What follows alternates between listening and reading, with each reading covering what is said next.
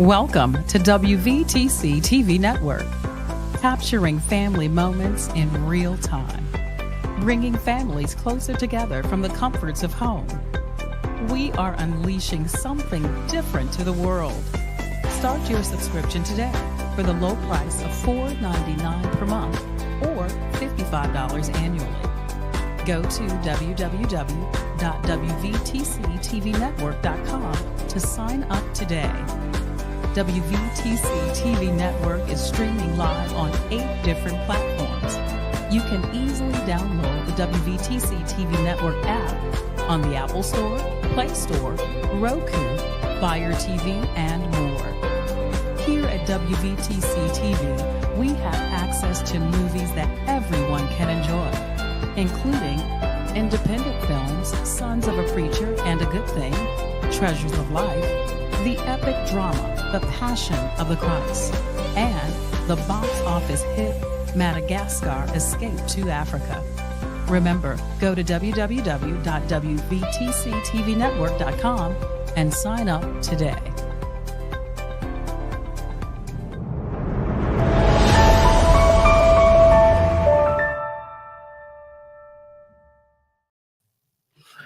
Hey, good God afternoon.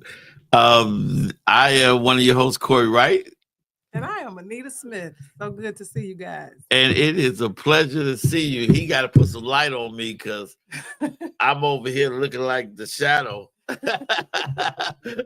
Hey, but y'all know. Y'all know I'm light bright. Right. When they say the blacker the berry. The sweeter the juice. And my juice sweet.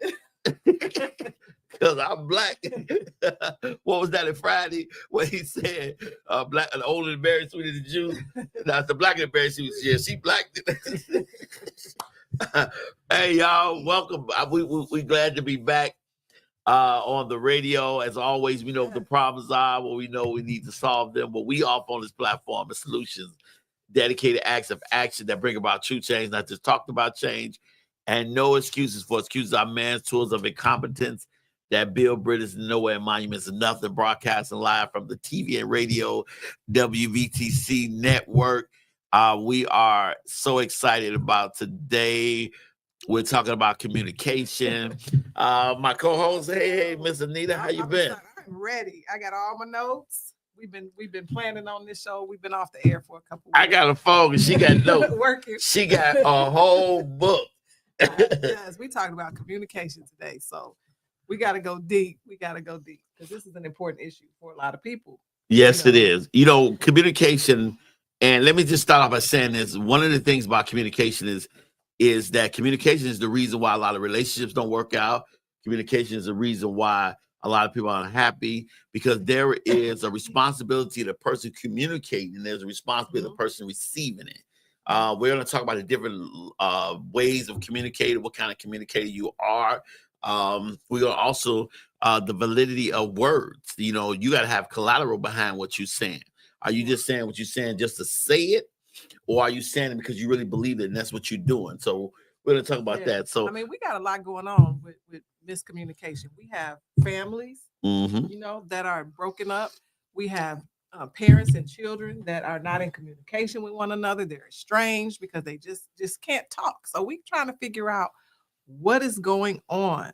Why is this such a big issue, and how can we solve it? Because that's what we do here. So the Solutions Radio Show, we try to figure out solutions to these problems. Okay. Well, the first thing, let me just say that when we communicate as a communicator, my job is to break the conversation down to the simplest form of understanding so that the person that's receiving my words can hear it. Also, the person that receiving my words, they have to receive them in the manner that it is given, opposed to the emotional state a person may be in, or could be the character of they may be in, but to look at it logic. So we're gonna look at it from the emotional standpoint, the logical standpoint, the various standpoints. So with me, one of the things I've learned about communications, everybody don't listen the same. You know, there is a different dialogue I got to have at work that I have I have at church. There's a different dialogue that I have when I'm with somebody special, I'm with somebody that I would have different from my family. A great communicator could be the same way everywhere. Yeah. You know, that's leading up to this show, I was asking all my friends and family, and I was taking polls on social media. And one of the questions that I asked was, do you think men and women communicate differently? So it's no surprise that here were the choices. Yes, we process emotions differently. No, it depends on the person. Men are more logical, women are more emotional, and women listen better than men. So 58% of the people, well, nobody knows about that either, because only 5% of the people said women listen better than men. But 58%, the majority said we process emotions differently. And then 15% agree men are more logical, women are more emotional. And so that's one of the first things we took a look at, was the difference between the emotional versus logical communication, and how that divides us. Well, okay. You know, one of the things about emotional, and we'll get deep in depth into as we go with the information we have, is that when a person is speaking out of emotions, the person that's receiving the dialogue will never feel what they felt because they're in that emotional state. What emotion does, it highlights the triggers. Yeah. Because once a trigger is triggered, there is no more communication. There is no more understanding, because triggers make people go into an automatic defensive mode. Right, right. So it's like, you know, there are people I love dearly, but I know once I say something that they don't like, it's over with. Yeah. Communication is like now there. So when you speak logically, you have to take a person's reputation. You got to take a person's meaning, their educational basis, their heart basis, who they are.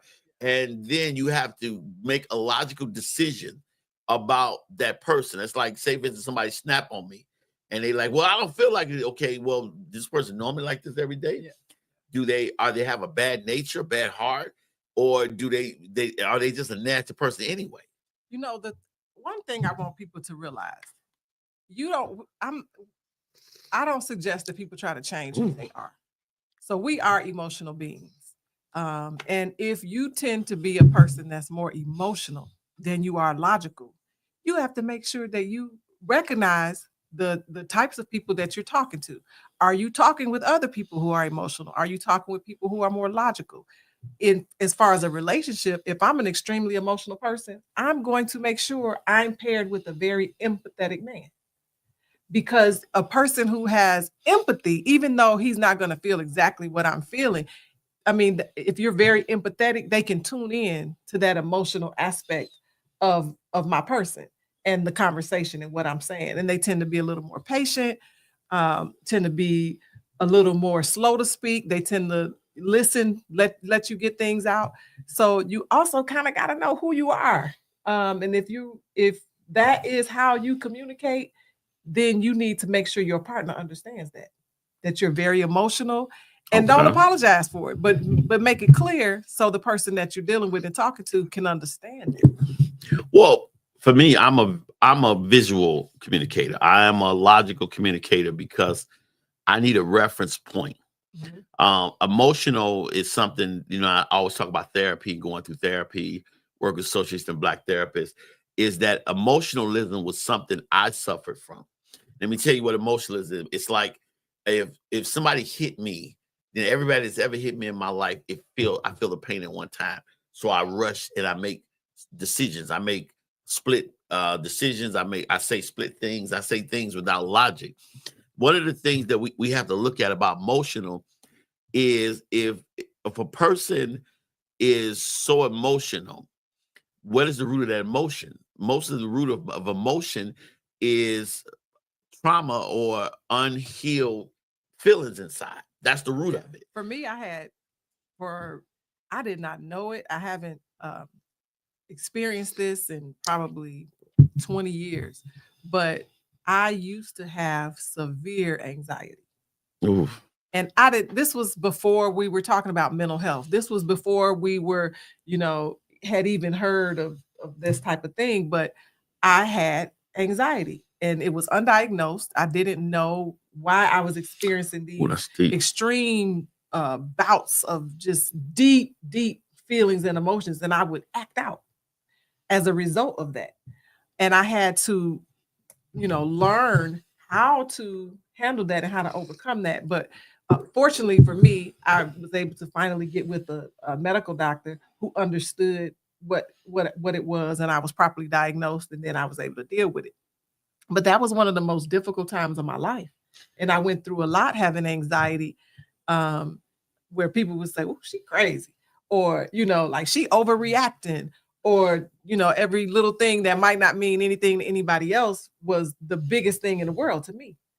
And so it's important to understand there are a lot of aspects when you talking about emotions and feelings, and but a key is if you feel so out of kilter, or if so many people are telling you, oh, you overreacting or this, it might be something to think about and consider. I'm glad you said that about the anxiety, is because there is a therapy way that is growing in Europe, but it's coming to the United States. And a friend of mine took his wife to this therapy, and what happens is it's called destruction therapy, whereas a person who has experienced trauma and everything, and they have those pent up feelings, they create a place for them to tear up stuff. Now it may sound very prehistoric, but it works. Like where his wife was traumatized with Karen Morris. I used to make the decision, but had to learn to step first before making a decision. Love that. Karen Morris. His wife was traumatized by a relative. I'll just say that.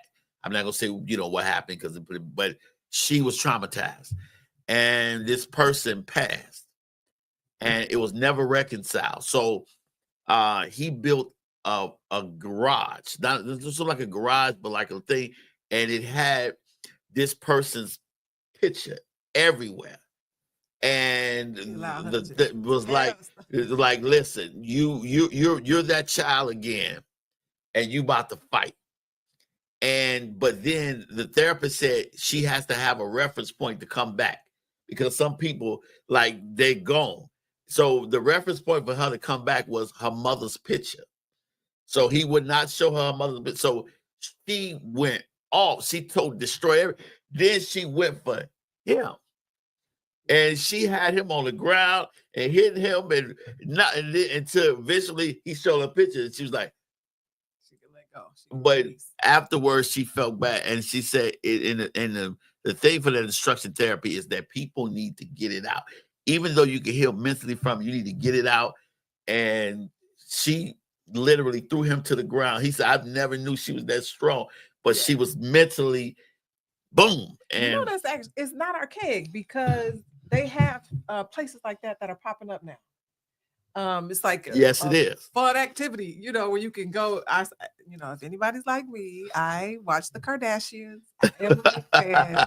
And they had that on one of the episodes of the Kardashians, where the sisters went and they went into this place, and it just has like old televisions and just things you don't need, and you go in the room, stuff they could probably get from a junkyard, and they give you a bat and whatever, and just let you go to town where you can't hurt anybody else, but you get to get some of that aggression out. So just for anybody, got a little bit of aggression, check it out. You can Google it. It's places popping up all around the city. And so that's the way, because see, when we talk about good communication, what is first good communication? Is the ability to clearly convey your message to another person while actively listening, understanding their perspective, ensuring mutual respect and understanding, minimizing misunderstandings through clear expression and attentive listening. It involves both a verbal and nonverbal clues of emotions, but of logic. Key aspects of communications: clarity. We got to be clarity. Get to the point without unnecessary details. Sometimes no other way can be said. Let me just hit that right quick. Hold on, let me break that down. Come on, go ahead. I'll break all that down to what he just said. So just I'll just let everybody know. So I graduated from college with a degree in communication disorders, which is like speech pathology and audiology. Yes. So this is a topic that's really close to my heart. I love talking about communication. Okay. So I'm gonna just break down what he just said. One of the first things we learned in our classes in school was what is communication. Everything he just said can be summed up with communication is listening, hearing, remembering, and understanding. Ooh, come on. That's it. Boom. That's it. Everything he just said, that sums it up. You have to listen. You have to, and in order to listen, you have to hear, remember, and understand. So a lot of people say, I'm listening to you, or you talking to somebody and say, you're not listening. I am listening to you. If you don't understand them, you are not listening. If you don't remember what a person said, you were not listening. You have to not just hear them, you heard them, but until you get to a place of understanding, it's not even called listening. You know, and that's why we think about the aspect of clarity. That's one thing I had to learn, because I can go around the world and get right. I can just go put the key in the door and go right in the door. And sometimes, listen, some things you got to tell people have no tact. Hey, brother, you stink. You need to go handle that. You know, I'm sorry. I can't tell you a nice way, but you say that because, you know, I got into a lot of trouble from telling somebody that. Because sometimes I was being rude and offensive, and I didn't think I was. I felt that the person that was thinking that bad was the one that was rude and offensive. But okay, I digress. Because you know what? I met a young lady that I thought was a very beautiful lady. And that's an amazing lady, but she says that I'm a bit of a pistol. I'm you know, I'm a smart aleck. That's just who I am. That's just what I made. And I said, no, she said that she is, or she was saying you are. She said she is. Okay. So this is just who I am. No, that's just who life made you. Life didn't made you that, because you can't tell me that you can go to work and speak professional and be nice and professional at work, and then go home and then get to your mate or your husband and say whatever you feel like you want to say. Because what is the value? You know, you got more value in your job than you do your own marriage, your own relationship. So my thing is basically like, okay. A lot of times it's learned behavior. You know, nature versus nurture. So if you have a person like that, you can almost look at their family, look at their parents, look at their mother, look at their father, and you will see that they communicate in a very similar way. And a lot of it is, this is how they were raised. Maybe, you know, they were raised in a house where there was arguing, fussing, fighting, and cussing. And then you carry that into your life and into your relationships. And we need to check that at the door. Because if that's how you were raised and that's the type of way you lived your life, that does not mean it's okay. Because communication has a consequence. Yeah. It has a after. You know, whatever you say will have an effect, good or bad. Yeah. You know, it will either make you move or make you dig your heels in the ground, but it will have an effect. That's why another part of that good communication is conciseness. I got to know one of the things that when it comes to communication that gets people in trouble is that you want to bring up a unresolved issue that you didn't resolve when you had an opportunity to resolve in something else, or something else that's happening. We're talking about sheep right now. I'm sorry you let the goat go, you know, but the goat gone. But we're talking about sheep right now. Too many people bring another point in to make a point and get off the point, so you don't know what point is what point. My ex used to go back 10 years. Well, and I was like, you know, that was 10 years ago. What does that have to do with anything we talking about? We got to get this fan going in this studio, because it's getting hot. But you know what? I like how you were talking about conciseness. So I was talking to somebody, I won't say who it is, but I was talking to somebody this past week, because they might be listening. I want to put them, you know, well, somebody else will know who it was. But I was talking to them, and they were having some problems in their relationship, and they were talking to me about it. And they had a lot, had a lot to say. And I said, well, you need to be able to communicate that in 3 sentences or less. Oh, because that will make you be so concise. It'll make you take out all the bull crap. It'll make you take out all the defensiveness. It'll make you hone into what is your real issue. What's your real problem? If you say it in 3 sentences or less, that's concise. And then another thing is being an active listener. And here's the thing, paying full, you remember, like you said, paying full attention to the other person's message, acknowledge their feelings. But here's the thing that most people are lost on. The responsibility of the communicator when it comes to the person.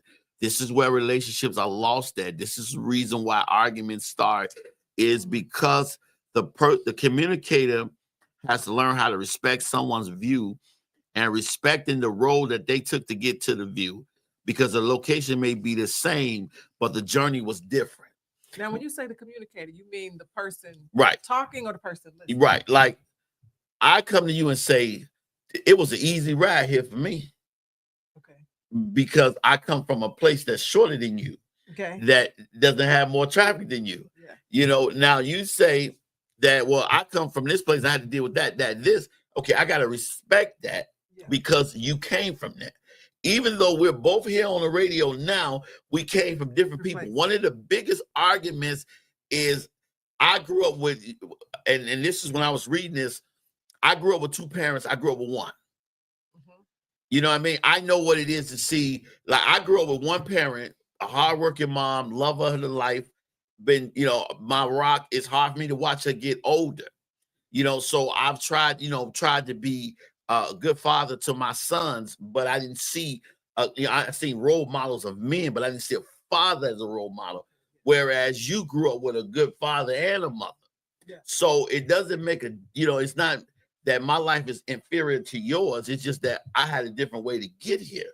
Right. And so many people, study having empathy or respect for that person's journey. I want to shoot you a comparison with my journey. Yeah.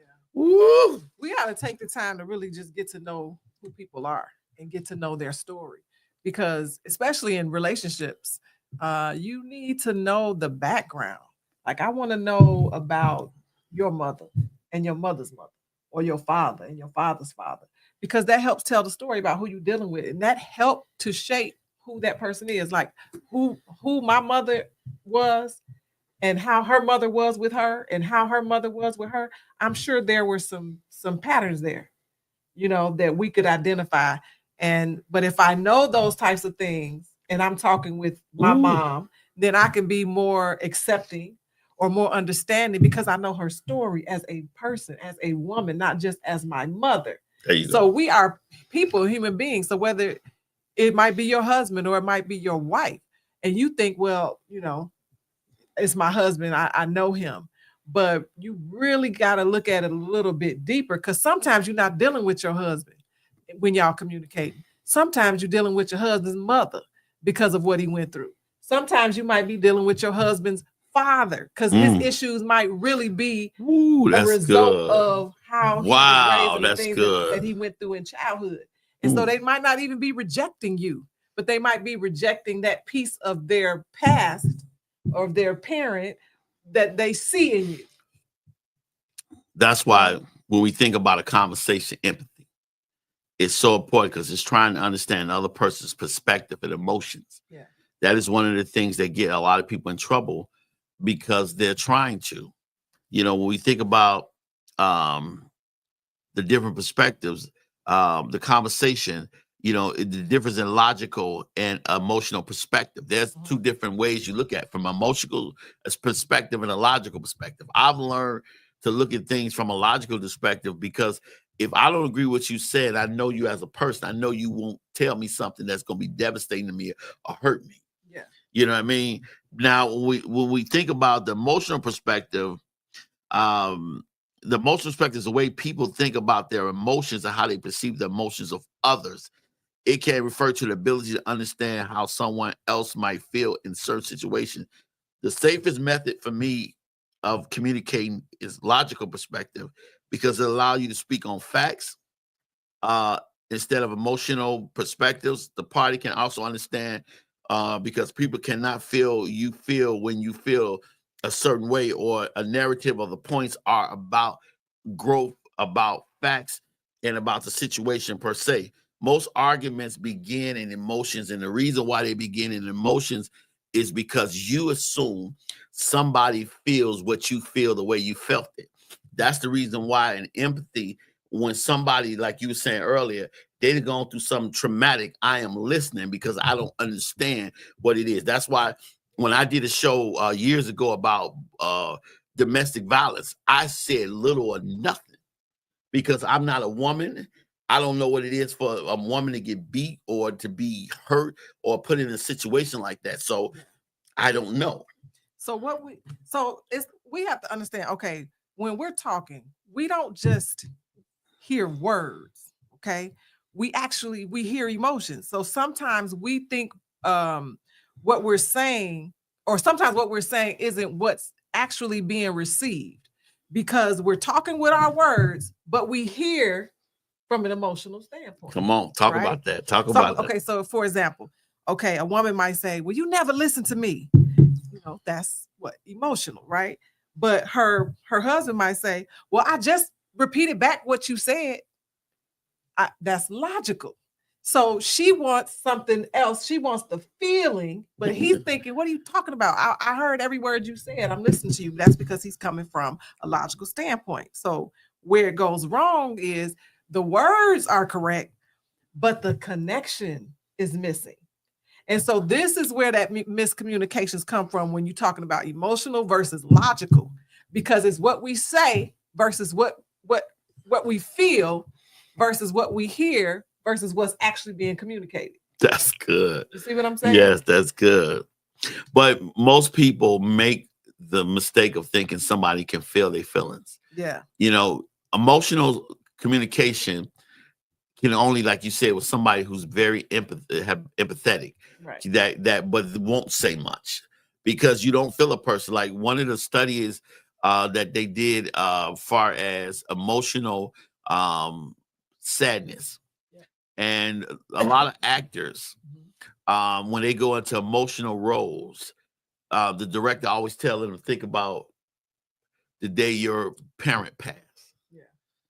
When you think about that day, it'll take you into an emotional place that you have to become that. And then they can understand it. They can understand. Like Denzel Washington, when we all loved that movie Training Day, when he was like, King Kong ain't got nothing on me. Remember he did, the director said none of that was in the script. Denzel was in a mood, in a zone where he was there. And it just did that. That's why when we think about communication, we look at the respect part of it. Value the other person's opinion, treating them with courtesy. Too many people don't talk with courtesy. Yeah. I will not get, even though I disagree with your viewpoint, I have the responsibility to show you the respect in my agreement or disagreement, that I can entertain your thoughts, your points of view without arguing with you. Yeah. Because most people are under this assumption that arguments will get you greater understanding. It doesn't. Because you cannot make a person understand you can't. But a lot of times I don't have the courtesy to look at that. So a lot of, and when this happens, okay, so this is the Solutions Radio Show. So we're going to talk about some solutions. So if you having this emotional versus logical divide in your relationship, like I said earlier, the two people, the woman is saying, her, how she feel, and she's telling her husband, well, you're not listening to me. And he telling her, yes, I am. I heard every single thing you said, and he can repeat it back verbatim. So he thinks he's listening. So instead of thinking that a person is talking irrationally because you don't understand where they're coming from emotionally, try saying something like, well, it sounds like you don't feel very heard in this moment. Is that, or I'm hearing you don't feel very heard, or can you help me understand what you mean? Because then that's helping to build connection, and it's going to help bridge that gap between that emotional and that logical mindset. If you just take a step back, take time to just say, let me figure out what this person really means. Because you got to understand too, as the speaker, maybe I'm not really conveying my message. And then as the listener, you might understand, well, maybe I'm not understanding. So at the end of the day, it's not about who's right, who's wrong. We are trying to get to the point where we can agree. Okay. The agreement needs to be at the forefront of the conversation, so where we can get to the point where we understand each other. In a class, you're a teacher in a class, even in the university, everybody got different grades. Why? Because everybody has a different way of processing the information and learning. Right. Different levels of intelligence, different way of learning. Yeah. Different backgrounds.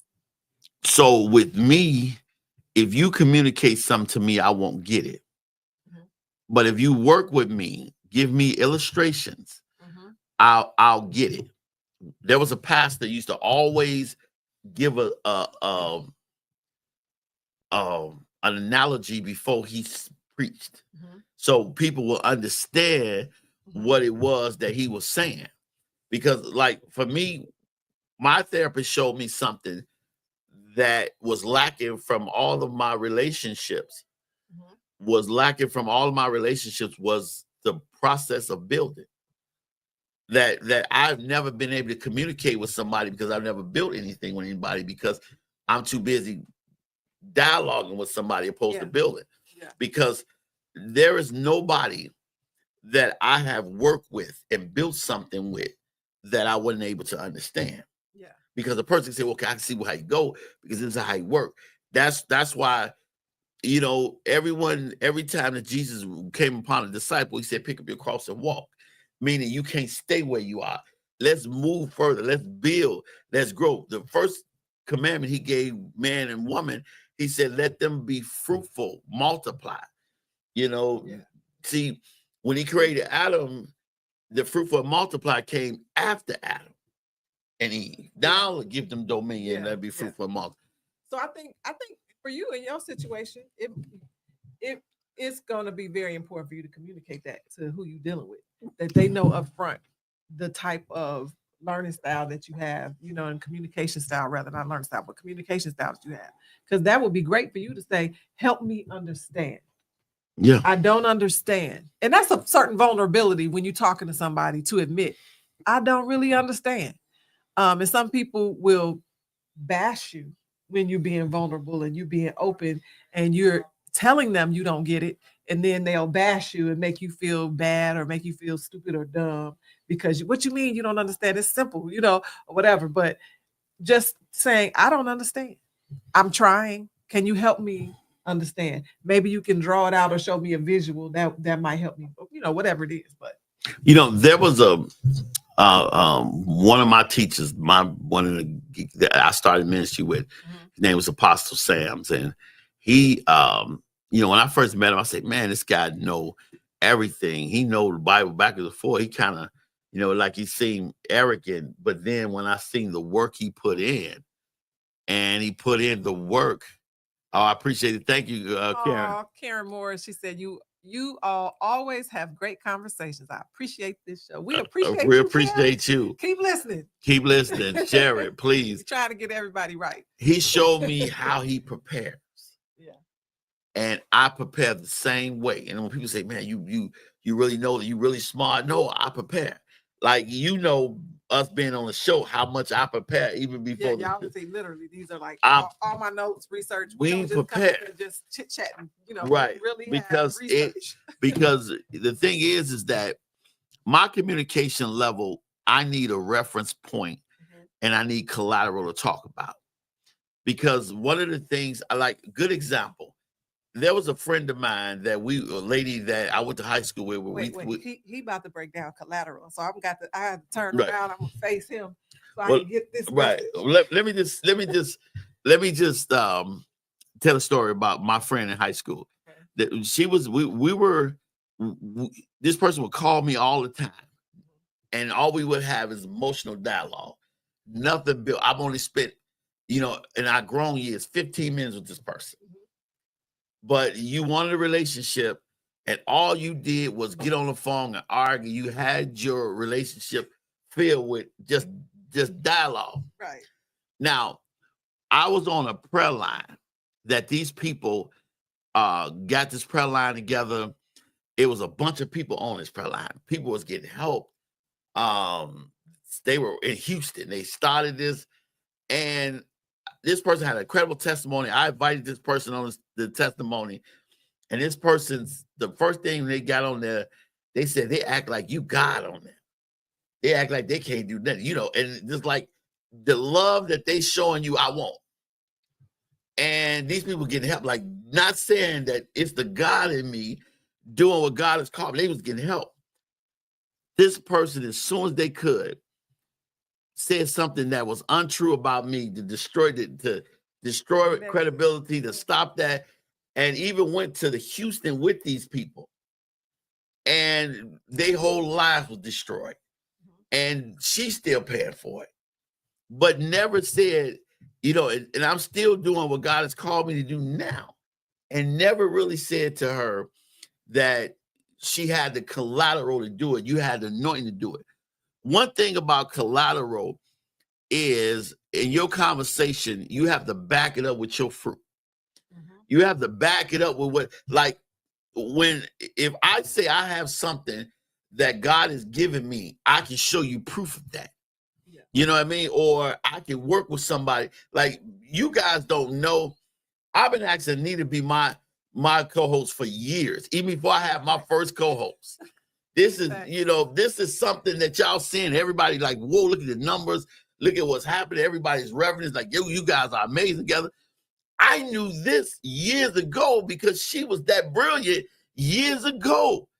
She was super brilliant. She used to do these Anita-risms that used to blow people away. I'm like, wait a minute. But the thing was, now that we're here, what I said had collateral because look at what we're doing. The thing is people want from people what they don't have themselves, or don't have the ability to get themselves, or the collateral to say, I'm worth this. Yeah. You know, I'm in this bad situation, but I want to give you a hard time on get to know me. Like my collateral speaks for me to go through all this. I had to tell somebody the other day. So your collateral is equivalent to your fruits. Your fruits. Okay. It said that if I'm offering you this person, I am that person. Yeah. If I'm offering you this person, it's like somebody want a good person, but you don't have time for them. You know, I got to get this bag. I got to get this. What if you die tomorrow? Then all the bag you got, somebody else is spending because you don't have the collateral to back up what it is you're saying. And that's what is wrong with people. People want people to accept them for their word with nothing to show for it. You have no collateral. I can't go in the bank with no money or no collateral or assets and nothing to say, give me some money so I can go get some. No, they want to see where you've been at, what you've done. I don't disagree with any of that. I agree with every bit of that. It's just one thing when it comes to communication that I want to put a stick pin in. And that's, we also have to be careful when we talking to people, when we let's say it's a bum on the street, somebody that's down and out, or let's say it's a 2-time divorcee, whatever the case may be, and they try and talk to you about marriage, or this bum on the street is trying to talk to you about wealth and how to accumulate wealth, and you thinking, how you gonna tell me something? How you gonna teach me? You know, but that bum on the street could have been the CEO of a Fortune 500 company, right? And circumstances could have just put him, in that situation, or because I feel like a person who's been divorced a couple times could teach me what not to do. Well, here's the thing: teach me how not to be, or help me to improve. So we have to be careful not to discount somebody either because of what we don't see in them, or because of whatever their situation is. I listen for the wisdom. I don't care who you are or what you look like or what your situation looks like. Does it make sense? If God didn't put it together, you never been married. The Bible says he honors.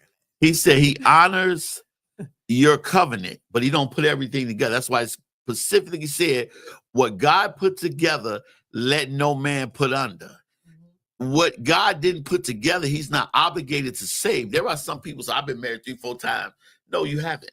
You ever married once because God didn't ordain that person for you. You know, he respects it, but he doesn't acknowledge it because it is not ordained by God for you to be there. So many people say, well, I'm going to agree with that. Mary, because we got to look at I have been divorced, so maybe I never was married. Man, they know my name down there. Corey, you back again? Well, you just hit last week. The week before last, it's been almost a month. You know, good to see you. Go ahead and sit back in your regular seat. Got your judge on speed dial. Right. Judge Judy, I'll be there today. All right.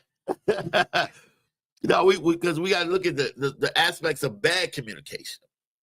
You know, when we think about not listening, you know, not actively listening or wait for your turn to speak. There are people that don't act, they just wait for their turn to speak. Their mind is already made up before you said something. Huh? They hear you barely. They don't hear you. They just wait. No, they just waiting like, oh, they taking notes or what they want to say. They not listening to anything you talking about. Leading psychologists, one of the most leading psychologists said something that made really good sense. They said the other party doesn't like everything spoken after that, aggressively takes part a person's emotional defense mechanism, which is activated through an unrecognized emotional trigger from experiences they never healed from. A lot of times when somebody says something somebody's life don't like, there is an emotional trigger that is, and it's unrecognizable. Most people don't recognize that they're triggered. Most people don't recognize that some of the things they've been through have become a part of their character.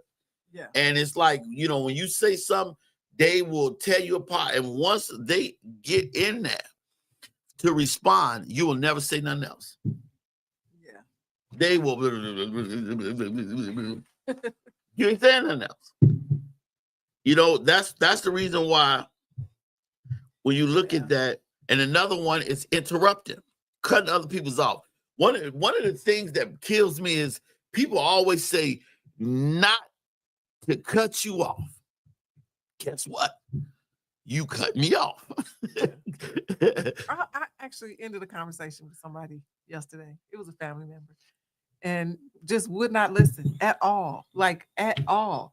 And I'm like, okay, maybe you should call me back, you know, when you know, ready to listen. Okay, I'm gonna listen. I started to speak again and they started talking again. So they were not communicating with me to listen. They were communicating to respond. They just wanted to respond and without, you know, and it just does not work like that. It's a dual, which means two conversations. Somebody has to talk and speak, somebody has to listen. And you're gonna get your turn. You're gonna get an opportunity to respond. I was fully prepared to listen to everything he had to say. I was pretty open to listening to what he had to say, but he just kept doing it. And I just said, you know what? Call me back tomorrow. When you ready to listen. When you ready to listen. I can't have this conversation because it's just wasting my time because, you know, his lid had already flipped. So, but then sometimes you can take, like, there was a lady who asked me to talk to her son.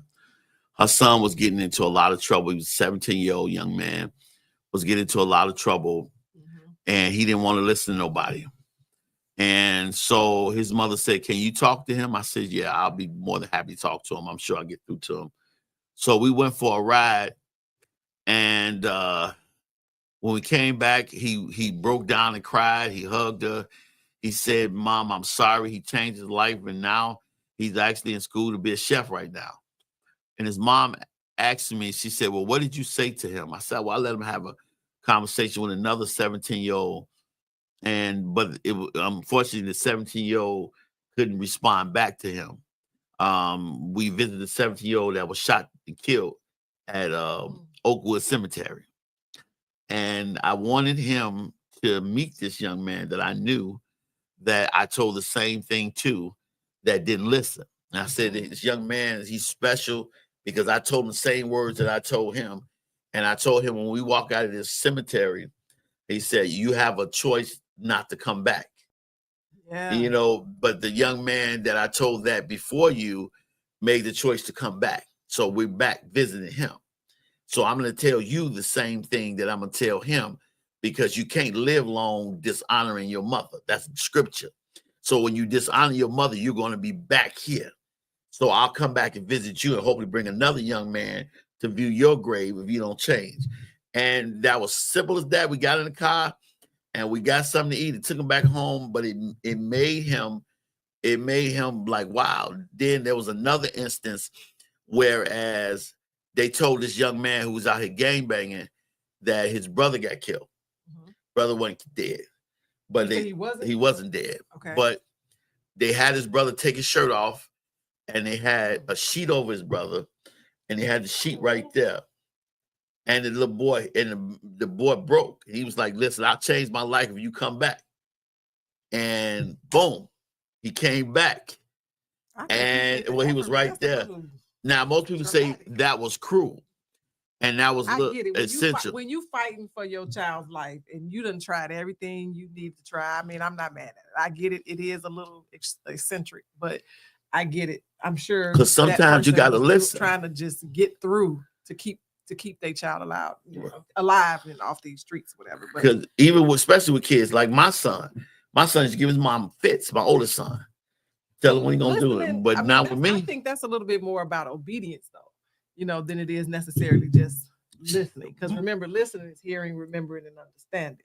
He used to get smart with his mama, and I never forget my baby boy Kyrie to tell you when he come back, he got smart with his mama. Thought I could do the same thing with you. He almost went through a TV. I said, "They'll carry you out in a body bag." I said, "Listen to me, don't mess with crazy." Yeah. And then one day I went to go pick him up. His mom told him to clean his room up. He's like, "Well, I'll get to it next." Man, I grabbed by his collar. I said, "Man, if you don't hurry up, you got 10 minutes, 5 minutes, and I'm coming back there. You're gonna have a problem." So his mother gonna say, "No, you be in there beating him." I said, "No, I got the feel when I beat him, but I don't." But you deal with him a different way. But another thing I want to talk about when we talking about listening versus that whole wait and speak thing, we got to also remember that just because you being quiet does not mean you're listening. Just because you allow a person to say everything they want to say, that does not mean you're listening. You could be talking on the phone. Yes, dear. You could have the phone mute and you don't say a word, and they'll think that you're listening, but you have not heard, and nothing that they said has permeated your brain. So don't think that just because you're silent, it means you're listening. You're right, dear. If you just waiting on your turn to talk, you missing the conversation. Okay? So it's like, okay, so if you in a relationship, let's say you're riding and you go pick up your mate, and your mate get in the car and they saying, "Well, man, I had such a bad day. My boss got on me. I missed this meeting and I was unprepared and I didn't have this." And they talking and they're sharing about what was going on with their day, and then you jump in and say, "Well, you know what, this is what you need to do. You need to I'm gonna tell y'all this. I'm terrible at this because I'm always trying to give somebody some advice. But if you're constantly just like trying to tell somebody what they need to do or whatever, you done already missed the point. You done missed the connection that you could have had because they wasn't necessarily needing your advice. They maybe didn't want your advice. They just wanted the connection. They're just trying to share. So it's like you have to be able to listen to what that person is saying and try to get on that same page, understand what they're saying, and let them know, you know what, babe, that sounds terrible. I'm sorry that you had such a bad day. That's versus right. Trying to just jump in and to for whatever you want to advise them or whatever. So that's just, it's called reflective listening. I love that. When you're thinking about the other person more than you are just waiting on your turn to speak, you have to reflect on what they're saying and then maybe give that back to them. You know what? Well, it sounds like, that was a tough time. Are you okay? Is it anything I can do to help? And let me say what's up to our super engineer, Miss Ashley. What's up? I don't know if you've seen it on the table, but that's all yours on the table out there. You all good. Her coffee. CORREY always brings us coffee and donuts. Make sure her 6 creams and her 6 sugars. No, she got 5. One of them, somebody stole one. I ain't gonna say me. Yeah, we got the dopest engineer in Chicago. This Ashley. Yeah. Now here is something for you fast talking people. Speaking too quickly, not pause between words, never giving someone an opportunity to speak, or going on verbal non-stop tirades is the greatest proof of someone's strong insecurities and proof that their emotional composition will not allow them to accept logical truth, which makes them wrong, even though in their mind they're right. The truth can only set someone free if that person wants that freedom. Now break it down. Oh, I gotta read that again. That just, that would make me take my shoes off on that one. Speaking too quickly, not pausing between words, never giving someone the opportunity to speak, going on verbal non-stop tirades is the greatest proof of someone's strong insecurities and proof that their emotional composition will not allow them to accept logical truth, which makes them wrong, even though in their mind they're right. The truth can only set someone free if they want that freedom. The problem with so many people are they don't want anybody else's answer. Most people say, well, give me some advice, but they never be quiet for that advice to happen because they never want your answer. They want people to listen. They want to be able to not change their mind and feel right. In their mind, they're right, even though their results do this. So what they do is they never give you an opportunity to say nothing. There are people that get on that I get on the phone with and go on and on and on and on and on about their lives, never once ask you a question. Those are people who have great insecurities, and they don't have the emotional composition to accept logical truth. They don't want to be wrong, even though everything in their life is wrong, even though they don't have what God has. So many people don't have the emotional composition to see that God has blessed them with somebody. They don't have the emotional composition to say, okay, this person is the person that God has for me. Why? Or this person is not the person that God has for me, or I should be doing this. Opposed to some people say, well, I don't want to own no business, but you're a great business owner. I don't want to write no book, even though you write a book every single day. But so when you say something to them, because one of the things that I won't do is I won't try to pick your mind, or I'm not going, if you don't give me the courtesy of listening to me, you won't never get another conversation from me, because I didn't create the life that you're fighting. Yeah, there definitely, it has to be some volley in the conversation. And, I noticed this in something else too, because we are older now. And so most of the, I'm young, you older. A lot of the people that I deal with are older than me. And so we're dealing with the elderly too. So this is another aspect of it where it's not necessarily as it relates to the insecurities, but maybe loneliness, because I noticed a lot of times when I go and visit with older people, they don't let you say anything. It's like they just talk and talk and talk. And so I think it's because sometimes people are so lonely and they're used to being isolated or alone by themselves for too much of the time, and they don't have a social life. And so when they get that one person that they can talk to, they just talk and tell you about everything, and they go, and you could talk to them for an hour, you could talk to them for 2 hours, you could talk to them for 10 hours, and they don't know anything about you. They haven't asked you one question about how you doing or what's going on in your life. And so you do meet these people that are lonely, that are desperate for some human contact and interaction. I don't mind that, but the thing is that because one of the things I've learned how to be is content with myself. I get ragged at work when I say that I'm waiting. I want to settle down and get married. They even crack jokes on me when I say I'm celibate. That I'm not. I'm not out there. It's not that I couldn't be a player. I choose not to. I couldn't have this, that. No, that's not me, because I'm not going to ask God for something to live contrary to what I'm asking him for. And that's what a lot of people do when they communication with God. They ask God for something, say something, God bless me this, but then they don't want to go through the process or give up what they need to give up to get to what God wants. Y'all just talk about this at work. Yeah, we do talk about this at work. I got a young guy that always say how many women he got and this and that. And I say, I choose not to be that. He's all, you celibate. Yes, I am. I'm not ashamed to say that, because I'm not out there. Because just like her goodies is worth more, my goodies are too. I know that's right. Because I know I'm a good man. and I know I offer a lot. I know God is doing some major things in my life. So I don't want to just be with anybody, because if that's all you got is the physical to offer me, I can get that. That's no problem. You know, I want somebody that we can grow and build with. That's the whole point, because this guy hit me something that changed my life. This Black guy was given a poll, and he said 97% of Black families leave their kids no inheritance. That hit me. Leave them no inheritance. I said, that's not going to be me.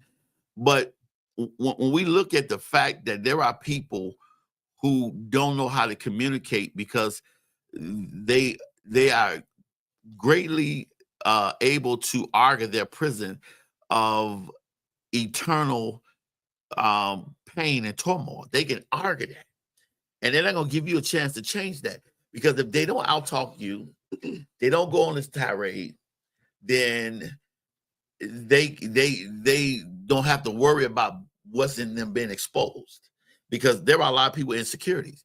You can just tell. You know, when you ask somebody, well, what do you want in 5 years? I just want somebody to help me with this. I want somebody to help me with this. No. What do you want to accomplish? Yeah, usually those are people where people say they talk too much. You know, they always got something to say, and the conversation generally is always about them. About what they're doing, what's going on in their life, what accomplishment they made, what they working on, how great they are, what kind of car they drive, what neighborhood they live in, what, you know, it's almost like very braggadocious, you know, and we have to understand that it's very important when you meet people to check in with who you're talking with. Ask, you know, questions about somebody else. Assuming like, you understand. If you think about it, we already know who we are. We already know what we got. We already know what we have. We know where we work. We know where we live. We know everything about ourselves.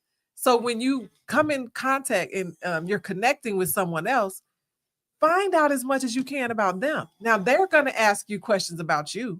But when you're talking to them, you should be asking them, you know, if you walk away from a person and y'all have been talked for 20 minutes, and you don't know anything about them, you don't know how they're doing, what they're going through, where they work, where they live, because you missed an opportunity to connect. You missed an opportunity to even network. And so if your kids come over and you telling them all what's going on with you, and they leave there and you don't know if they happy, sad, mad, or glad, that's a problem. So you want to engage in conversation about the other person. You worry about them in the conversation, then they can worry about you and what's going on with you. And one of the greatest tools of bad communication is assuming somebody understands. You know, like I used the analogy about a teacher. Many accept that many people want to accept the content of any conversation must be level ready. The communicator must be level ready to the level they're on. You know, there are some people that I can go in depth with, and some people I can't. Some people I have to be surface with. You know, that like I can't talk to my 13-year-old, my 16-year-old like I can a 30-year-old. You know, I have to be able to do that, because just like the different levels in learning, you know, I can communicate in a group setting where everybody can get it. And that's why logic and verbal, and not logic and visual, is great for a group.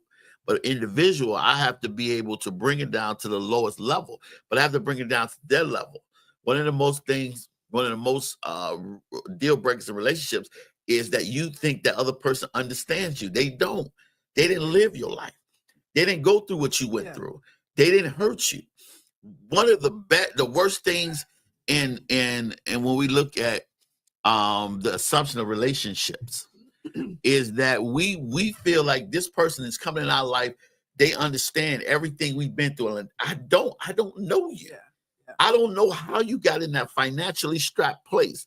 I don't know how your kids or how that person did you. I don't know any of that.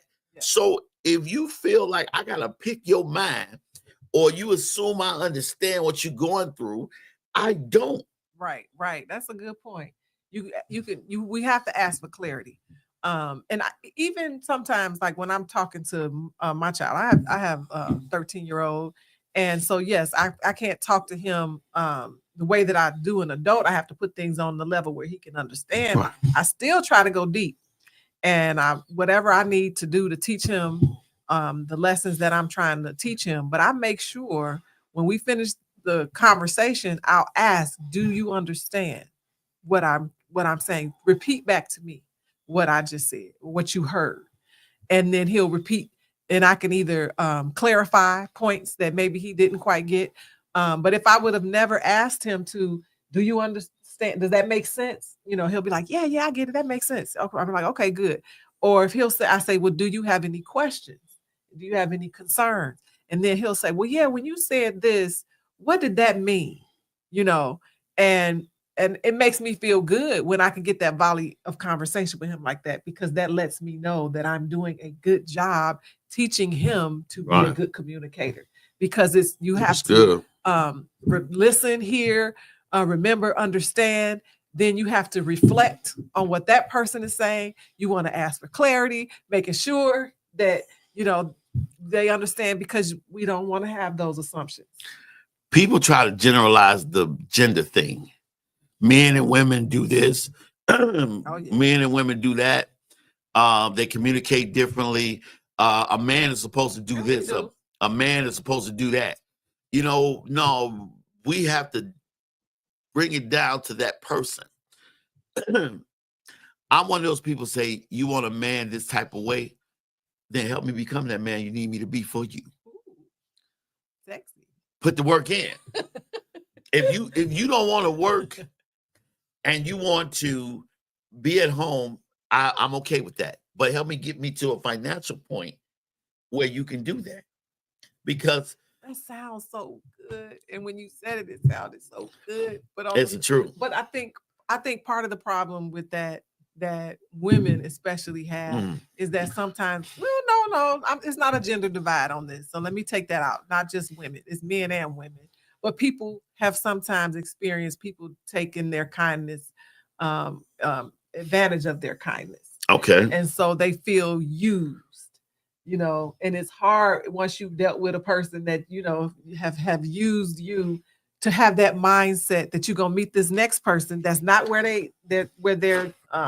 you would like them to be, and then they say, well, you don't like it, help me build. Right. And it's that fear of being taken advantage of.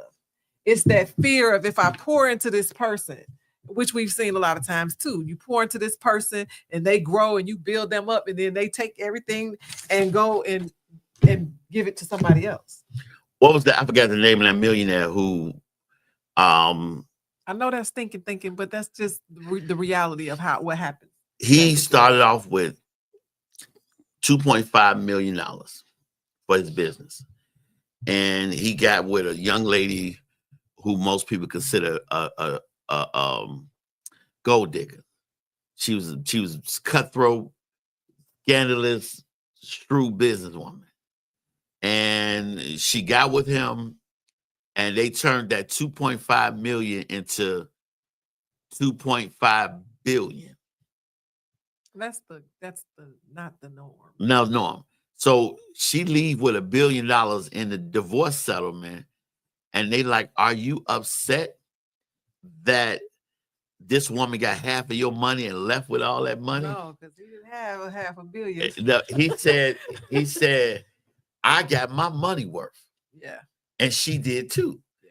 Because she left with $1 billion, but she made me $1 billion from 2.5. So when we look at that we're talking about assumptions. Assuming that somebody understands. And that's the whole thing. If I'm coming into your life, because one of the things I choose, I'm looking for a certain kind of woman with an entrepreneur mind. Because when things take off and she becomes my wife, it's more about her business mind than anything. Yes, I'm glad you're beautiful and we're going to enjoy ourselves. But then I look at it the way God intended it to be, as far as being fruitful and multiply. Your beauty is great. You know, I'm fine, but let's go make these ducats. She gonna jump in. She gonna have to jump in. Yeah, I grew up with a father that always talked about he could not stand when people just made assumptions, and he had that. And what they say, y'all know where I'm going with this, right? Don't assume because you make out of you and me. You take the word assume, you break it down, y'all figure it out. Yeah. But so one of the things we have to understand is our brains are programmed to try to fill in the blanks. Things that we don't understand. Wow, that's good. Our brain is gonna try to figure that out. Go and deeper. Our brain will put something in that blank because we just not wired to where it's just gonna be, nothing there. So when we have these questions, we're gonna start to assume. And do you know that most of the times you assume, you are wrong? The majority of the time that you make an assumption, you're wrong. So it's like you can say, well, a person, why didn't you call me back? Oh, they haven't called me back. And then you go down this long list of why they didn't call you back, making all these assumptions. They don't care about me, and they ain't thinking about me, and they didn't call me back, and they just ignoring. Whole time they done been out and their phone dead. They on the side of the road, had a blowout, and they stranded and all this, whatever. But you just assume because a person didn't call you back that they didn't care. You know what? Another bad part of bad communication is giving advice without listening. Some people testimony people away or make everything about them. Well, let me tell you what I did in that situation. You weren't in the situation. I mean, well, it's like right. like lack of reflective listening. Right. You know what I mean? Get to a point of advice first listening. Unfortunately, leading psychologists often say that many people are ready to give advice from their experience and study a person who is acting from the experiencing they are experiencing, which making themselves narcissistic. Even though they're not narcissists to themselves, but they're living a facade of their advice. I want to look at that because I had that in my notes too. People are living a facade of their advice because a lot of people will tell you how you can live good and they're not living good themselves. Your advice don't work for you. Why you expect? I mean, it probably will work for me because I'm gonna put it in action. But why your advice don't work for you? Because a lot of people think they're the only one that experienced what they experienced, and other people ain't experienced it. That sometimes I'm just gonna give advice or just to help. Let me tell you why not having is active listening or reflective listening, why that can be such a problem. Do you know that I was doing some research on this, and it said a lack of active listening leads to emotional disconnection. So when partners fail to listen or acknowledge each other's perspective, it creates a sense of emotional neglect, leading to resentment and frustration. So the fact that you are not listening to what this person is saying and taking a moment to reflect on what they're saying, it's an emotional disconnection, not just for you, but for the both people. Right. And this is why that communication is one of the number one reasons that people end in divorce, because they're not active listening and they don't even realize that act is causing a negative emotional, and then sometimes that leads to physical problems with your body. And you know what, since we're talking about that, one part of bad communication is something that's kind of my pet peeve, and that's unhealthy habits, whereas using eye rolling, name calling, mocking, other disrespectful behavior. Bad body language and tone cause a sign needed word to be lost in the choir of bad manners and bad characteristic traits. Let me say that again. That when somebody using eye rolling, name calling, mocking, other disrespectful behavior, bad body language and tone can cause an assigned needed word to get lost in the choir of bad manners and bad characteristics. I don't want good advice given to me badly, disrespectful, or dirty. One of my biggest, I'm like, when people talk to me, I'm up for it. I'm excited. A lot of times I'm so excited, I text in all capital letters. I don't know if y'all got texts from me, but it's all capital letters because I'm just that excited. I asked Corey one day, he was texting me, and I wasn't offended or anything, but I was just like, why are you all capping me? If you like, I always text it in all caps when I get excited. You can turn me off immediately. If you got a bad attitude, bad disposition, or you want to go, like, well, this is who I am, then you can keep that. I don't want no part of that. I didn't work hard I didn't go through all that just to get to this place to deal with that. No. If you ain't not a warm place, this is what people don't understand. You want people to fight for you, bless you, give you everything, but you're not a warm place for them. I said something that was said to me by a therapist. The house is beautiful, but I I'm moving in for peace. The house is gorgeous, but I ain't moving in there because the house. I'm moving in there for peace. I agree, because I'm telling you, I'm the type of person where I don't. I experience you before I experience you, and what I mean by that is that Give me some on that one. Like your energy before I hear your words, you know. And so it's like if you got a nasty spirit or a nasty kind of energy, that's already off-putting. You know, you could say, how you doing? Fine, I'm fine. I'm fine. And that is immediately a turn off to people. They like, okay, you know, I want to deal with you, you know, because you got a nasty tone. You didn't say anything, but I'm fine. So clearly there's nothing wrong with the two words I'm and fine.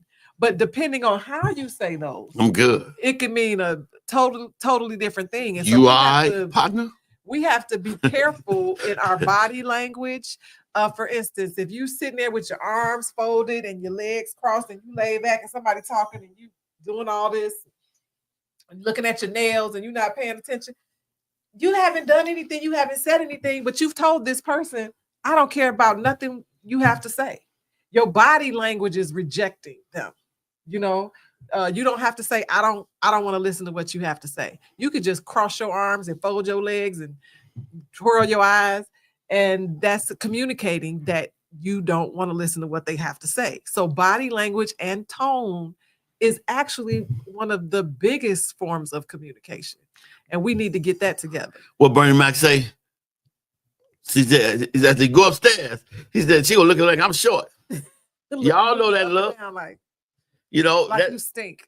Right. That's just like a good example. Young lady invite me to her house. She want to, you know, sit down, let's have a cup of coffee. Go to the bathroom, she got underwear everywhere, hanging around. You know, now, this your house. But I'm like, you got underwear hanging around. I say something about it. And, you know, first thing you say, well, you ain't never seen no underwear before? No, I ain't gonna invite you over to my house. I got underwear hanging everywhere. Just, you know, some bad habits. You know what I mean? Because what happened, you know, especially if you got some BADs. You know, you got some, I just go, you know, I'm sorry, if you got some big ones, you know, this is what it is. I was not expecting this conversation to take that turn. But I'm just saying, though, because a lot of bad habits, because one of the people that understand, I've been through people with some bad emotional compositions and dispositions, and I just can't, I can't deal with that. I mean, if you're gonna have a nasty disposition, or you're gonna be nasty, you can have it. I don't care how beautiful you are, I don't care what you have to offer. You know what? When it's all said and done, again, the house is beautiful. And let me tell you something. But I'm moving in for peace. One of the most important things in a relationship, especially a committed relationship, is trust, right? And so when you look at body language and tone, you got to understand that people are making decisions about you based on what they see, how you act in y'all interaction. So if you are using your body language and tone in a way that's offensive or dismissive, what you actually doing is you're teaching that person that you're a liar. You're teaching that person that you can't be trusted because you're saying one thing out of your mouth, but your body language and tone is giving a completely different message. And when you have mixed messaging, you don't even realize this, but using that bad body language and bad tone and not being aware of your presence and how you are showing up in that conversation, it has implications far beyond that. You know, next time you go out and you wonder why they asking you, where you going, where you been, who you been with, and you wonder, well, what am I doing? It's just in your way of communicating. You're not even authentic in how you are presenting yourself in conversation. So if you can't be trusted here, where you are creating a fracture, you know, in the structure of your relationship. That's like this comedian said, when you talking to another woman with your woman standing there, refer to your woman 5 times in that conversation. You know, hey, me and Anita, we like to go skiing, you know, or she be like, listen, I went horseback riding. Yeah, you know, Man, you didn't like that. Opposite of what I was just talking about, y'all. Because I'm talking about authenticity, and then Corey gonna jump in and tell you how to. You save yourself a lot of trouble. But he will save you trouble. Right. You know what? We're talking about authenticity. Well, you know, I like to cook. You know what? I bet you and my girl, they cook good too. You know, she cook great too. You ain't got to worry about. You're the kind like this. She like this. Thumbs up. No, she not, because she already know, because she's swift like me. Nah. And she gonna know what you doing. Well, at least I'm safe. You can't argue about doing the right thing. No, be safe. How to be safe is to show up as your authentic self in communication and develop the trust in the relationship. And don't do these types of things, because there's power in your body language and tone. So once you build trust, then your woman is not gonna worry about the woman standing over there that you're talking to. She's like, give me a hug. I said, no, he gonna fist bump. Boom. No, my woman said it. Yeah, I said it. Now, here's a place of bad communication that a lot of people catch a lot of flack for, that is not their fault. Some people are just inarticulate. Just they have difficulty finding the right words to express oneself. Many people don't mean any harm with their words. They just don't know how to articulate the ability to express the words in a proper way. Words should be expressed in a way that is environmental influenced and educational. Some people have educational indeficiencies where they can't, say what they want to say, and a lot of times they catch a lot of flack for that, because there was a guy that lady, and I was listening to on a conversation where he said, this lady I seen, she's very beautiful, she's thick. Now that may sound, like, instead of saying, okay, she's a very beautiful lady and very shapely, that's different than saying, okay, she's thick, or she's thick, and you say to her, what's your favorite asset? You didn't already open up and saying, what, beauty is a certain way, because, it's staying, different. Whereas somebody articulate, like, wow, you look beautiful. You're very shapely, you wear your clothes right. You have such a great ambiance. You're like a model and things. That's different. It's giving somebody a compliment without being offensive in that compliment. But some people, they just don't know how. And then the worst. Go ahead. The worst thing is to get into a heated conversation. They don't know how. They going back to Hulu. They going back to ghetto. They go, that, okay, let's talk about it, is replaced with, hold up, Yeah, I've been through that. I experienced that with somebody who just really did not know how to express their feelings and emotion. Not that they were just uncomfortable with it; they just didn't know how. Weren't raised that way and all that. And so you got to be open to allowing people to love you the way that they know how. I think in that situation, he would, buy gifts, or he would do other things to show you that he cared, because he didn't know how to verbally say to, hey, I love you, or, I feel hurt, or, what you did really disappointed me. Those were not part of his vocabulary. But he, and unfortunately in those situations, a lot of times the most comfortable emotion that people that don't know how to express themselves, they're more comfortable with anger. And that can become very dangerous from a person that is not comfortable or doesn't have the intellect or the wherewithal to know how to speak to convey their message. They use physical ways to do that. I knew a young lady who could not express herself, but she got a drink.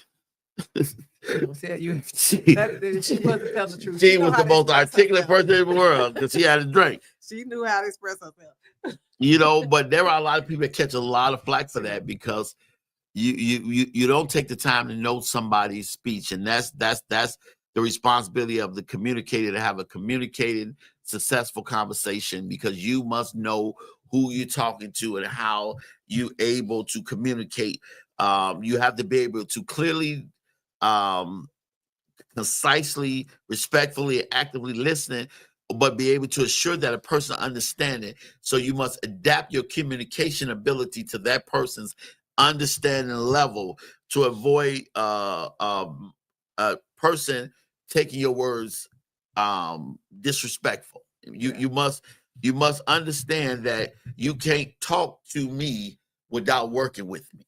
You cannot have a relationship with me that I'm going to understand, because we've been talking for years, but me working on the show with you, I understand you more now than I've ever understood, because I'm actually working with you. We're building something. Whereas there are some people, because when you get through with the dialogue, what is your reference point? Where is your collateral? What is your, when you're making a point to me, what is the validity of your point by what you're saying? You can say that I may be a person that is not what you think I should be, but what gives you that hard-nosed facts? Because what have we accomplished?